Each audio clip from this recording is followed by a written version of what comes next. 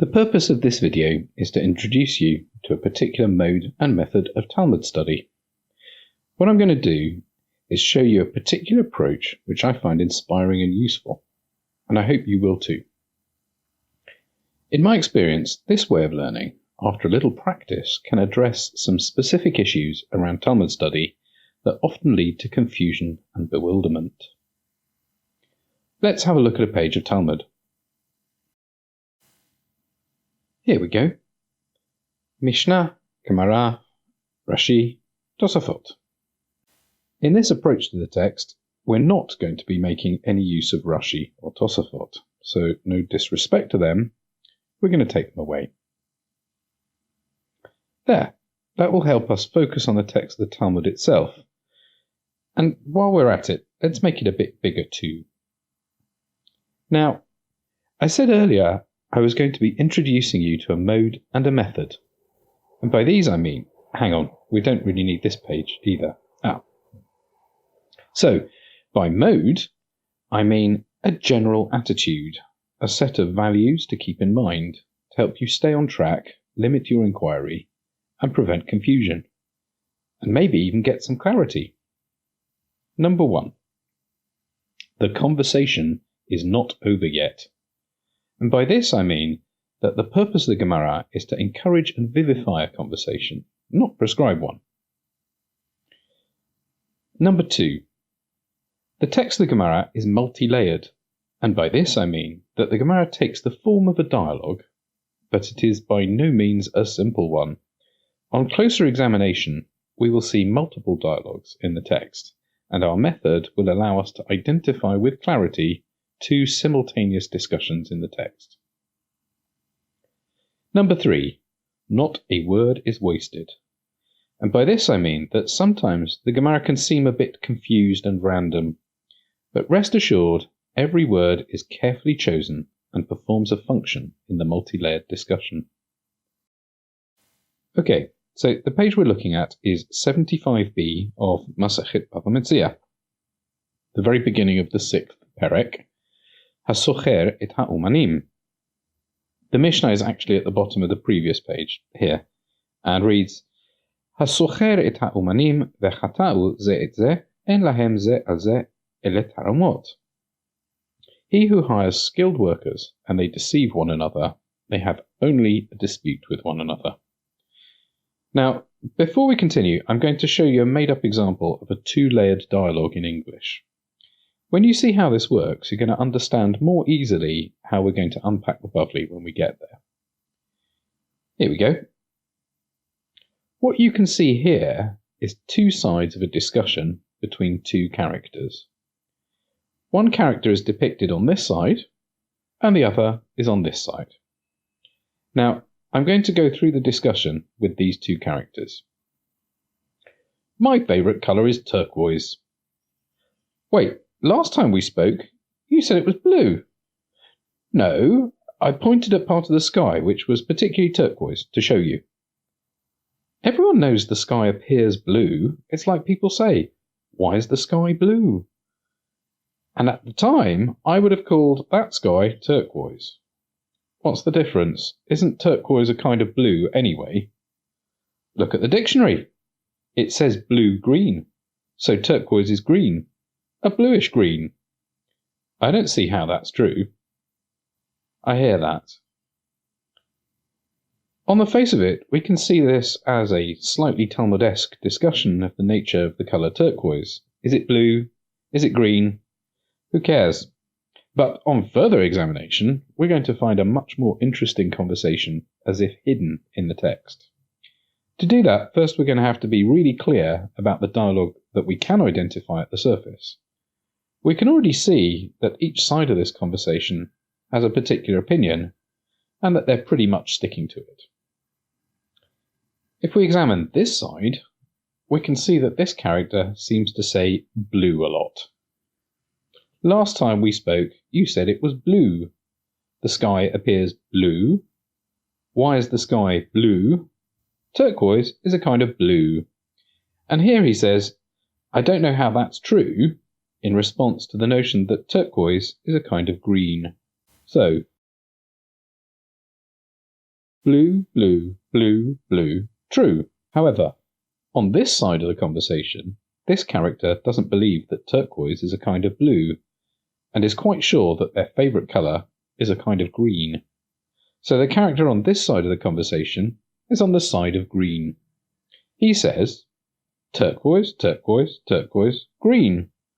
So he is in direct opposition to this character, who considers that this character's favourite colour is a kind of blue, and he's going to try his hardest to prove it to the person whose favourite colour it is that we're actually talking about. Nevertheless, there is something much more interesting taking place in this conversation.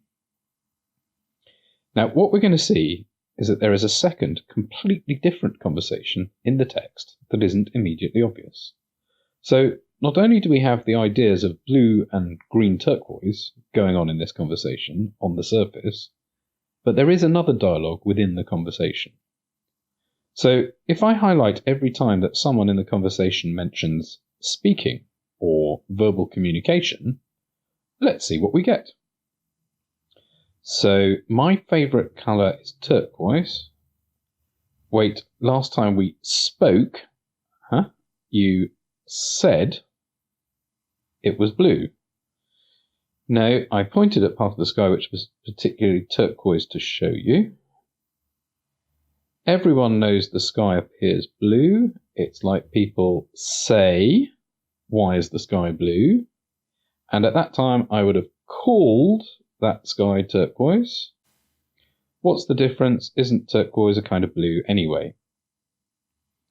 Look at the dictionary. It says blue-green, so turquoise is green, a bluish green. I don't see how that's true. I hear that. Okay, so we can see that in the conversation is the idea of verbal communication. In opposition to that, we can see also in the conversation the idea that how things appear, what things look like, is important. The sense of sight is mentioned as opposed to the sense of hearing. So let's see. My favourite colour is turquoise. Wait, last time we spoke, you said it was blue. No, I pointed. You see, this is communicating visually at part of the sky, which was particularly turquoise to show you. Everyone knows the sky appears blue. It's like people say, why is the sky blue?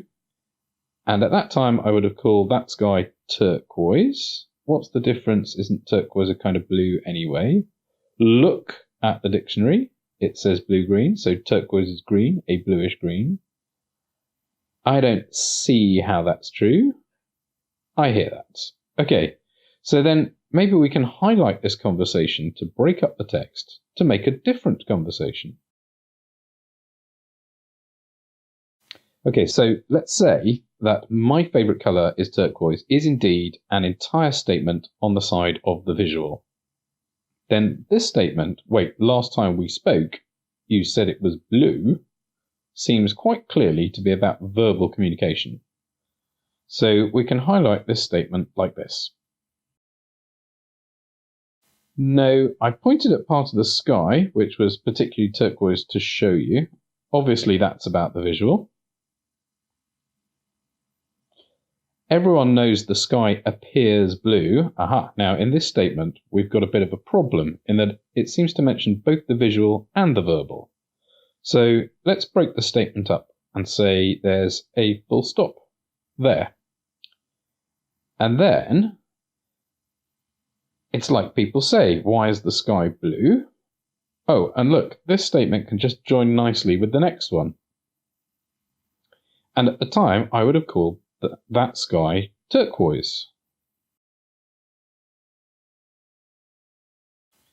What's the difference? Isn't turquoise a kind of blue anyway? Well, I'm not really sure how to assign this one yet. Let's see what happens next. Look at the dictionary. Oh, well, this statement also mentions both. So let's put the full stop there. And then we can take this back into the previous statement. What's the difference? Isn't turquoise a kind of blue anyway? Look at the dictionary.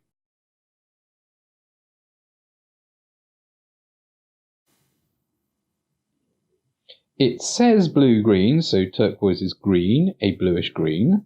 That must be highlighted like this. I don't see how that's true. That's obviously visual. I hear that. Okay, so now we can read this conversation in a radically different way than the way we did before. Let's read it. So I'll hold my hand here when I'm speaking as the character who is on the side of the visual, a person who considers how things appear to be is the most important thing. And I'll hold my hand here when I'm speaking as the character who considers that what we call things is more important. My favourite colour is turquoise. Wait, last time we spoke you said it was blue. No, I pointed at part of the sky which was particularly turquoise to show you. Everyone knows the sky appears blue. It's like people say, why is the sky blue? And at the time I would have called that sky turquoise. What's the difference? Isn't turquoise a kind of blue anyway? Look at the dictionary. It says blue-green, so turquoise is green, a bluish green. I don't see how that's true. I hear that. So, what I've shown you with this exercise is how two completely different dialogues can be present in the same text of a conversation. One where the opposition is blue versus green, and another using exactly the same words where the opposition is visual versus verbal. Next, we're going to do the Gemara. That is, we're going to identify two distinct conversations in our text. So, let's start by getting the pshat of the Gemara straight. Hold on to your hats. I'm going to take you through pretty quickly. Our Mishnah said, "Hasocher et ha'almanim v'hatau ze et ze, en lahem ze azeh el hatarumot." He who hires skilled labourers and they deceive one another, they have only a disagreement with one another. As we'll soon see, the Gemara understands this to mean that there is a set of circumstances whereby someone might have been deceived into agreeing to the terms of a labour contract, and so have a legitimate sense of grievance against the one who deceived them, and yet have no legal recourse. They aren't entitled to anything more than an apology, and perhaps not even that. The Gemara begins, "Chazaru ze baze lo katani, ela hatau ze et ze, da'atu po'alim ahadadi." They did not teach they reneged, rather they deceived one another, meaning the workers deceived one another. That is, that the deception occurred between hired workers and not between a worker and the boss. Hechidami. To what is this similar? Show me the case, says the Gemara. Da'ama le ba'al habayit, zil oga li po'alim, va'azal ihu va'ateinhu. That the boss said to his agent, "Go and hire for me some workers," and this one, the agent, went and deceived them, the workers. Hechidami. To what is this similar? Show me the case in a bit more detail. I da'ama le ba'al habayit ba'arba, va'azal ihu amar lehu betlata, taromit mayavitte, savu v'kabil.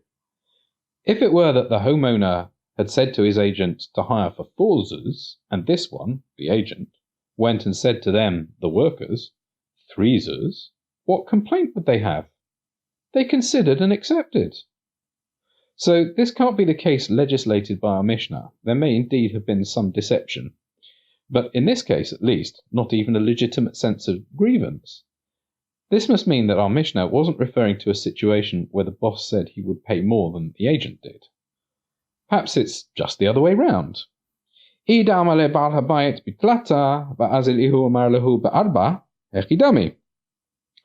was that the homeowner had said 3 zuz, and this one, the agent, went and said 4, to what is this similar? Show me a case. So, we've rejected cases where the boss said 4 and the agent said 3. Therefore, it must be a case where the boss said 3 and the agent said 4.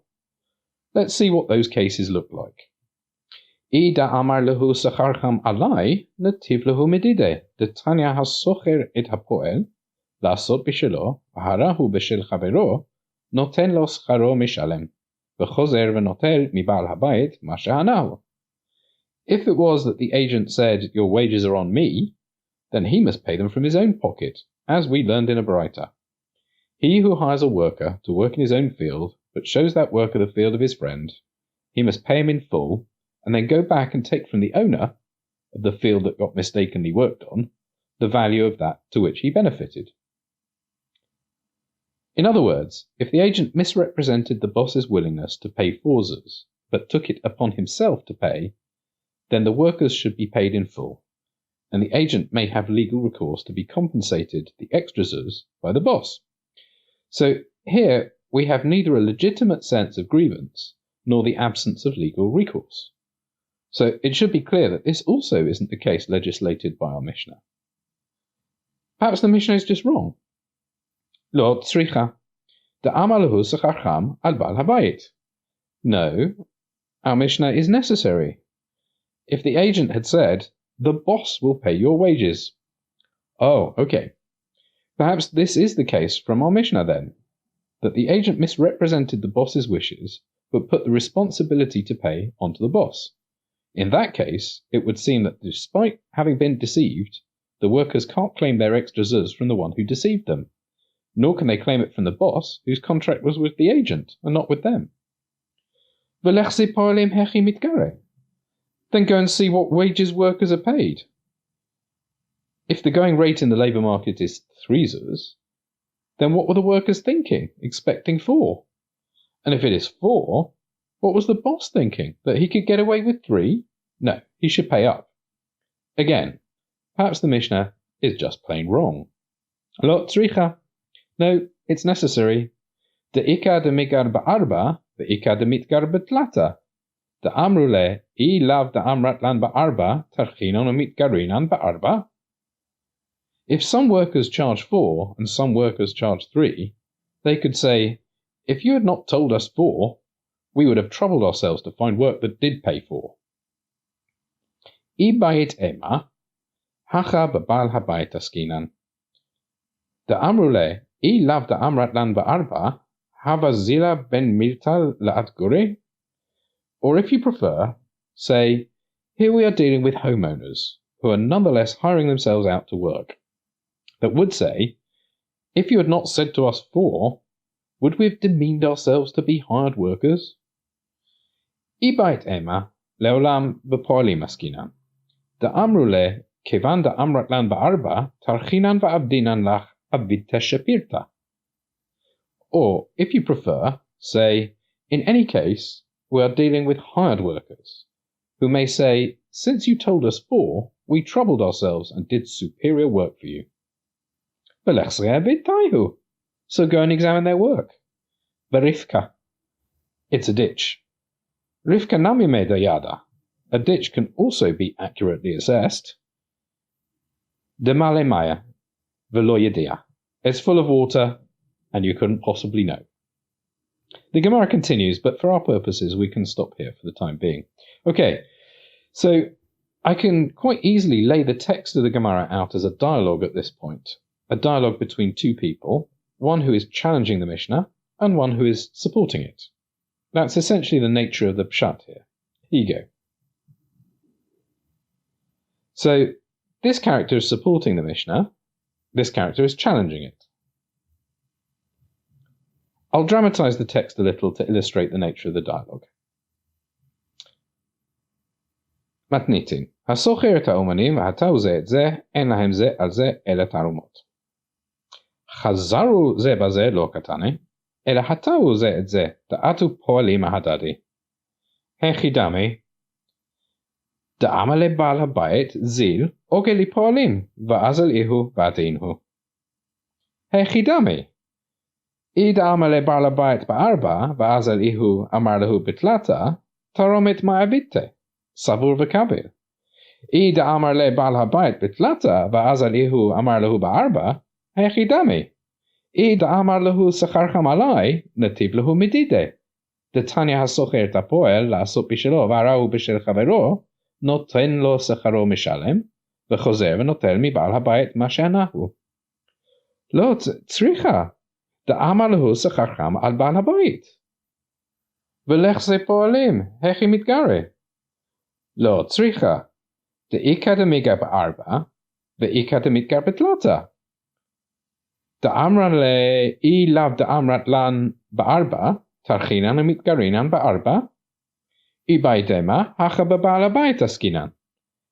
Da'amru le I lav da'amrat lan ba'arba, havazila ben milta lad gore. I bait ema, leolam b'poalim askinan. Da'amri le, kevan da'amrat lan ba'arba, tarchinan va'avdinan lach avid tashepirta. Velech se avid taihu. Berifka. Rivka nami medayata. De male maya below yedia. So, the pshat of the Gemara takes the form of a dialogue in which one character is less than convinced that the Mishnah means what it appears to mean, and the other character is ready to defend the Mishnah by providing increasingly specific information about the only circumstances in which the Mishnah applies. But what else might be going on here? There is a very useful tool which we can use to break open the pshat and see what lies beneath, and that tool is ibait ema, if you prefer, say. If we look at an ibait ema, it's always going to be suggesting an alternative answer or reasoning to that which immediately preceded it. To me, it's always a flag for seeing what the underlying opposition in the Gemara is. What I mean by that is that on either side of the phrase ibait ema, we will see clearly stated what the opposition is, and from there we can work back or forward to put the rest of the sugya into context. Let's look at this one. Ibait ema leolam b'polim askinan. Da'amri le kevan da'amrat lan ba'arba tarchinan va'abdinan lach avit tashepirta. If you prefer, say, in any case, we're dealing with hired workers, who would say to you, since you said to us that we would be paid for, we troubled ourselves and did superior work for you. Now, in the phrase immediately preceding that, what can we see that is oppositional? Hacha b'ba'al habayit askina, da'amru le I lav da'amrat lan ba'arba havazila ben milta lat gure. Here we are dealing with homeowners, who would say to you, if you hadn't have said to us that we would be paid for, would we have demeaned ourselves to be hired workers? The two phrases are almost equivalent in many ways. They both cause us to consider the sense of having been deceived from the perspective of a type of person. One a Baal Habayit and the other a Poel. So maybe that is the opposition. Now we can go back in the text and see whether we're right. Oh look, the phrase preceding this one is talking from the perspective of a Poel. Lo tzricha de'ika demiga ba'arba ve'ika demitgar v'tlata. Da'amru le I lav da'amrat lan ba'arba tarchinan umitgarinan ba'arba. No, our mission is necessary, because there are some who are paid 4 and some who are paid 3. And they would say to you, if you hadn't told us that we would be paid 4, we would have troubled ourselves and found work that did pay 4. So it looks like we're on the right track. Let's go through the whole thing and see if we've got it right. Okay, so I've laid the sugya out according to the opposition Baal Habayit Poel, and I've done that by working backwards from the Ibait Ema we examined just now, and in a similar fashion to the way we unpacked that made-up English conversation about turquoise earlier. On the left-hand side, we see the text that privileges the perspective of the Poel, and on the right, that of the Baal Habayit. Okay, I shall read through and explain the reasoning as we go along. Remember, this hidden conversation is not interested in the validity or otherwise of the Mishnah, but rather the underlying tension that will vivify the conversation concerning its content. Chazaru ze baze lo katane, ele hatau ze et ze, ta'atu po'alim hadadi. The Mishnah didn't speak of reneging, but deliberate deception. To my mind, says the fellow on this side of the conversation, po'alim are just as capable of such deception amongst themselves, and equally worthy of the protection of law. You needn't ever come to mention Ba'alei Habayit. Hechidami, da'amale Ba'al Habayit zil ogeli po'alim, ba'azalihu ba'ateinhu. How can that work? Says the fellow on this side of the conversation. Surely someone has to own the land that gets worked on. It's the Baal Habayit that starts the ball rolling, and he is key to the whole thing. Hechidami. Ida amar לבעל הבית ב4, ואז הוא אמר לו בתלתה, תרום את מאביתה, סבור וקביל. How can that work, you ask? By which I assume you mean, how could one ignore the Baal Habayit? Well, if he said 4 and the agent said 3, there wouldn't even be a dispute. The agreement between the Poalim is key to the whole thing. Ida amar לבעל הבית בתלתה, ואז הוא אמר לו ב4, hechidami. And what if the Baal Habayit said 3 and the agent said 4? That would be a real deception, wouldn't it? Ida amar lehu sacharcham alai, netib lehu medide. Detanya hasocher et hapoel לעשות בשלו, והרע הוא בשל חברו, נותן לו שכרו משלם, וחוזר ונוטל מבעל הבית מה שנענו. Well, if the agent took it upon himself to pay, then he would clearly have to do so. The actions of the Baal Habayit don't even figure. לא צריכה, דאמר לו שכרכם על בעל הבית, ולך זה פועלים, הכי מתגרה. No, you've got it all wrong. If the agent says the Baal Habayit will pay, then indeed he would. And he'd have to see what workers actually get paid if he had a problem. Everything, the whole problem, everything is on him. לא צריכה, דאיקה דמיגה ב4, ואיקה דמתגר בתלתה, דאמרו לאיליו דאמרת לן ב4, תרחינן ומתגרינן ב4. No, you've got it all wrong. Some workers may be paid 4 and some 3, and they could feel pretty cheated by the whole thing. Our focus should be on them. I care not for the feelings of a rich man who might lose a zuz here or there. Ibaidema, hacha b'Baal Habayit askinan, da'amru le, ilav da'amrat lan ba'arba, havazile ben milta la'at gure? Well, if you like, let's say the hired workers were themselves Ba'alei Habayit. They might feel pretty cheated by the whole thing too, lowering themselves for the sake of a badly needed zuz, which they've now lost out on. Just because they own property, it doesn't mean they don't have to be careful with their money. Ibayit ema leolam b'poalim askinan. Da'amru le kevan da'amrat lan ba'arba, tarchin va'abdinan lach arvita shepirta. One might equally prefer to say that the poalim have been caused to lower themselves, doing superior quality work, only to have their skills and efforts demeaned once again by a powerful landowner who holds their livelihoods in his own money bag. Well, one could examine their work and see if they are really entitled to their zuz from the Baal Habayit. It is his money after all. Berifka. They dug a ditch, they said it's worth 4, their work should be honoured. Rivka nami medayara. I say again, examine their work. Why must the Baal Habayit always lose out? Demalemaya velo yedea. And I say again, so what? They are people of honour, value and honour their work according to how they think it should be valued. Well, that seemed to escalate quite quickly. Now, let's take a step back and see what we've just done. We've understood the pshat as a discussion that identifies a single set of circumstances wherein the words of the Mishnah make sense. And then, through a close reading and technical analysis, we've uncovered a more nuanced and dramatic tension between two voices. One that seeks to privilege the worker in employment disputes, and one that seeks above all to privilege the landowner in such disputes. In this way, we can see with clarity that the Gemara forces us to be aware that there is a constant tension between capital and labour in every discussion of employment law. This in turn should play out for us in a number of ways. Firstly, one side or the other of that tension should not sit well with you instinctively. I myself live in a broadly socialist society, where it seems natural to privilege workers at every turn, taking a strong moral position that hired workers are relatively powerless in their negotiations with capital, and the law should always move to correct that imbalance. But what of the landowner's obvious right to his money? The law can't just come and appropriate his cash just because we feel sympathy for those who own less. Secondly, that the Gemara is a more nuanced and structured literature than we often give it credit. It is often constructed with such artistry that to characterize it as a mere technical dialogue clearly misses the mark.